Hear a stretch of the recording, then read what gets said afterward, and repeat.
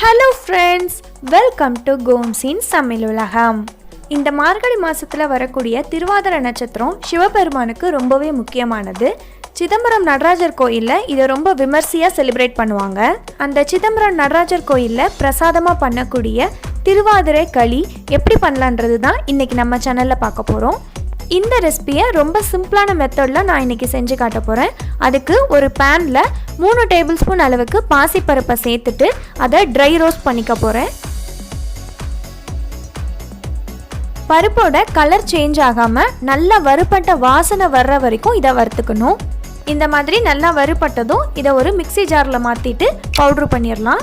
இப்போது அந்த சூடான கடாயில் 1 கப் அளவுக்கு அரிசி மாவு நான் சேர்க்குறேன். சேர்த்துட்டு இதை ஒரு தடவை நல்லா கலந்துட்டு ஸ்டவ்வை ஆஃப் பண்ணிடணும்.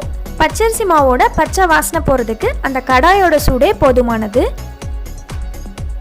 வறுத்த பாசிப்பருப்பை இந்த மாதிரி நல்லா பவுட்ரு பண்ணிக்கணும். நல்ல ஃபைன் பவுடராக இருக்கணும். இப்போ அடுத்ததாக ஒரு கடாயில் 1.5 கப் அளவுக்கு வெல்லம் சேர்க்குறேன்.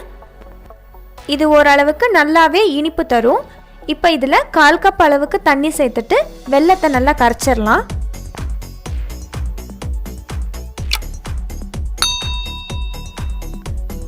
வெல்லம் நல்லா கரைஞ்சிருச்சு. இப்போ இதை ஃபில்ட்ரு பண்ணி வேறு பாத்திரத்துக்கு மாற்றிடலாம்.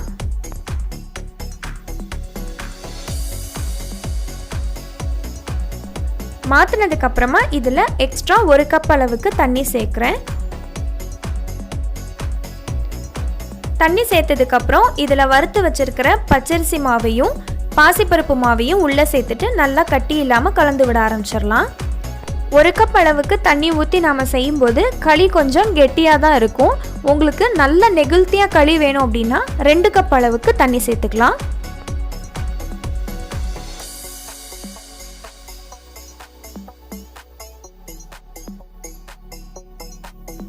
ஒரு 2 நிமிஷத்தில் கட்டி எதுவும் இல்லாமல் நல்லா சேர்ந்து மிக்ஸ் ஆகி வந்துருச்சு. இப்போ இதில் வாசனைக்காக 1 டீஸ்பூன் ஏலக்காய் தூள் சேர்க்குறேன். சேர்த்துட்டு ஒரு தடவை கலந்துடலாம்.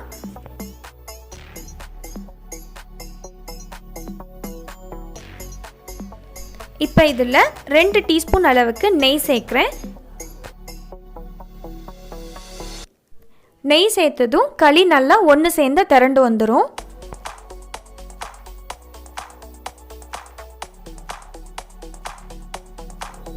இப்போ அடுத்ததாக இன்னொரு கடாயில் 2 டேபிள் ஸ்பூன் அளவுக்கு நெய் சேர்த்துட்டு கொஞ்சம் கட் பண்ண முந்திரி பருப்பையும் பாதாம் பருப்பையும் சேர்க்குறேன்.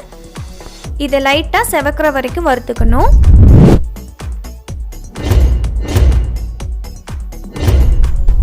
வறுபட்டதும் இதை அப்படியே எடுத்து களியில் சேர்த்துட்டு நல்லா கலந்துட வேண்டியதா.